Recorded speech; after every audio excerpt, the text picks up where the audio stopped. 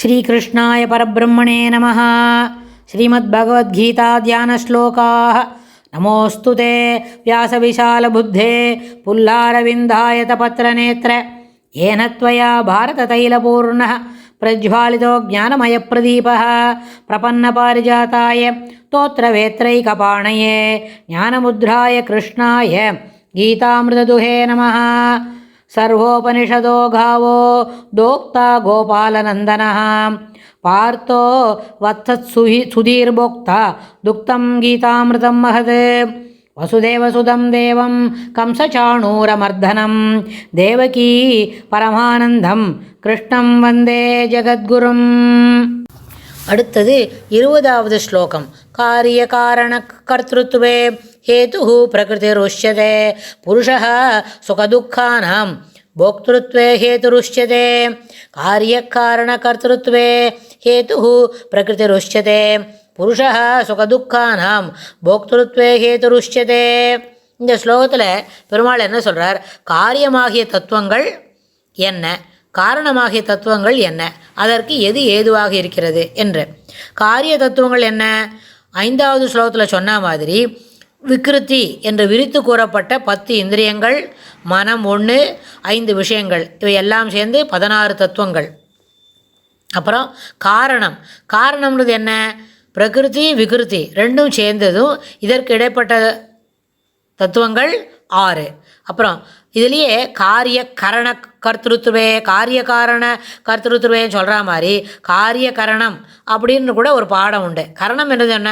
அந்த கரணம் சித்த சுத்தி அப்படின்னு சொல்கிறோம் இல்லையா? நம்மளுடைய ஞானேந்திரியங்களும் கர்மேந்திரியங்களும் சுத்தமாக இருக்கணும். கரணம் அந்த கரணம் அப்படின்னு சொல்கிறதுனால அந்த அடிப்படையில் பொருள் சொல்லும்போது காரிய கரண கர்த்திருத்துவே அப்படின்னு சொல்கிற பாடபேதங்கள் கூட உண்டு.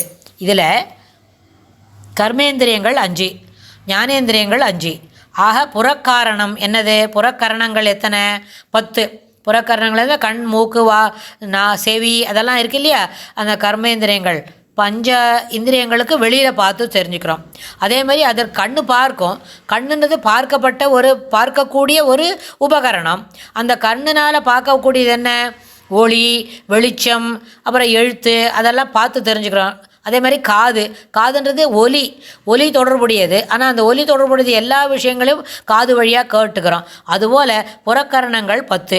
அதுக்கப்புறம் மனம் ஒன்று உண்டு, புத்தி, அகங்காரம். அகங்காரம் என்றது என்ன? நம்மளுடையது, தன்வினை. அதுக்கப்புறம் மனம், புத்தி, அகங்காரம் என அகக்கரணம் 3. இந்த 13 கரணங்கள். 5 மகாபூதங்கள். பஞ்சமகாபூதங்கள் என்ன?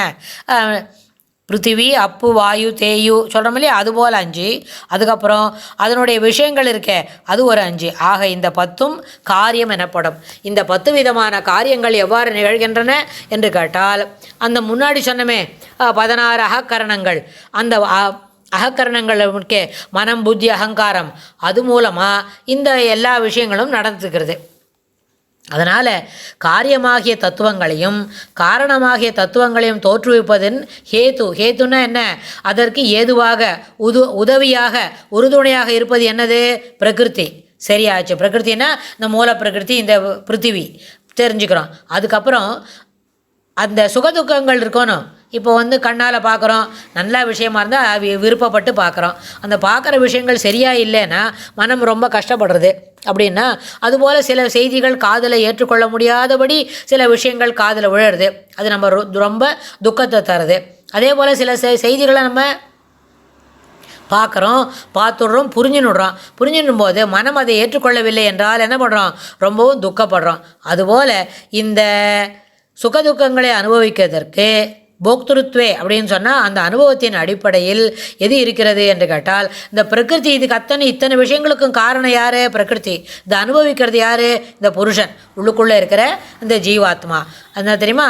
அனுபவத்தின் ஹேத்து புருஷன் என்று கூறப்படுகிறான். அதாவது அகக்கரணத்தை மனம், புத்தி, சித்தம், அகங்காரம் என்று 4 பிரிவாக கூறுவாரும் உண்டு. ஆனால் கீதையில் என்ன சொல்கிறோம்? சாங்கிய சாஸ்திரத்தில் கூட என்ன சொல்கிறோன்னு சொன்னால் அகக்கரணம் என்பது 3 தான். அதாவது புத்தி, மனம், அகங்காரம் இது எல்லாம். ஏன்னு சொன்னால் புத்தியும் சித்தமும் ஒன்று தான். என்ன யோசிக்கிறையோ அதுபோல் நம்ம செய்ய முடியும். அப்படின்றதுனால கீதையிலும் சாங்கிய சாஸ்திரத்திலும் அகக்கரணம் 3ஆகவே பகுத்து கூறப்பட்டுள்ளது. மேலும் இந்த பாகுபாட்டின்படி மனமும் சித்தமும் ஒன்றேதான். மனமும் சித்தமும் ஒன்றுதான். மனம் என்பது சங்கல்ப விகல்ப வடிவுடையது.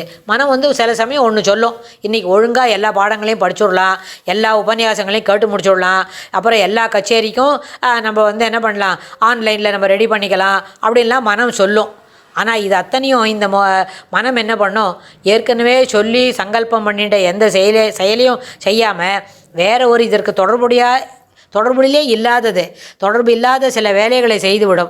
அதனால் அது என்ன சங்கல்பம் பண்ணுறதோ, மனசு என்ன சங்கல்பம் பண்ணி சொல்லி நிச்சயிக்கிறதோ அது அத்தனையும் செய்ய வேணும்ன்றது சித்தத்துக்கு இல்லை. ஏற்கனவே மனமும் சித்தமும் ஒன்றுதான் என்று சொன்னாலும் சில நேரங்களில் பல நேரங்களில் மனம் எண்ணுவதை, மனம் சொல்ல செய்வதை அது என்ன பண்ணுறது, சித்தம் செய்யாமல் போகிறதுக்கு எல்லா வாய்ப்பும் உண்டு. அது சித்தம் செய்யறதுக்கு சித்தமாக இல்லை, தயாராக இருக்கணுமோ தயாராகவே இருக்க மாட்டேன்றது. நீ அப்படி தான் சொல்லிட்டு இருப்ப, நீ பேசாமல் இரு அப்படின்னு சொல்லிட்டு அந்த சித்தம் அந்த சித்த சுத்திக்கு இடமில்லாதனால அது தான் போகிற போக்கிலேயே போயின்ட்டுருக்கு. ஆனால் புத்தின்னு சொல்லும்போது அது நிச்சய வடி உடையது. என்ன மனம் கட்டுப்பாட்டில் வச்சுட்டு நிச்சயமாக இந்த வேலையெல்லாம் செய்து முடிச்சிடணும். இன்றைக்கி 1/2 மணி நேரத்தில் இந்த அத்தனை பாசுரத்தையும் படிக்கணும். அந்த ராமானுஜ நூற்றாந்தாதி படிக்கிறதுக்கு 35 நிமிஷம் போகிறோம். உள்ள உட்காந்து கண்டிப்பாக படிக்கணும் அப்படின்னு சொல்லி ஒரு உறுதியோடு இருக்கணும்னு சொன்னால் அது புத்தியால் முடியும். புத்தி என்பது நிச்சய வடிவுடையது. அகங்காரம் என்பது நான் என்று அபிமானிப்பது. என்னால் முடியும்ப்பா, நான் அப்படி தான்ப்பா பண்ணுவேன் அப்படின்னு சொல்லிக்கிறோமில்ல, அதெல்லாம் அந்த அகங்காரம் செய்யக்கூடியது. அதாவது 4 காரணங்கள் என்னது, மனம், சித்தம், புத்தி, அகங்காரம். இதெல்லாம் என்னது, 4 பகுதின்னு. ஆனால் கீதையில் பெருமாள் எப்படி சேர்த்து சொல்கிறாருன்னு கேட்டால் மனமும் சித்தமும் ஒன்றுதான், புத்தி அகங்காரம் என்று 3 தத்துவங்களாக அதை பிரித்து இந்த சந்தோஷங்களையும் சுகதுக்கங்களையும் குணத்துக்கு அடிப்படையாக இருக்கிற இன்ப துன்பங்களை அனுபவிப்பது போக்தானம் என்று சொன்னால் உபயோகப்படுத்தி கொள்வது என்றால் அது அந்த புருஷன் என்று இந்த ஸ்லோகத்தில் பெருமாள் கொஞ்சம் விளக்கமாக சொல்கிறார். அடுத்த ஸ்லோகத்தில் இன்னும் என்ன சொல்கிறாருன்னு நம்ம பார்க்கலாம். ஸ்ரீ கிருஷ்ணாய துப்யம் நமஹ.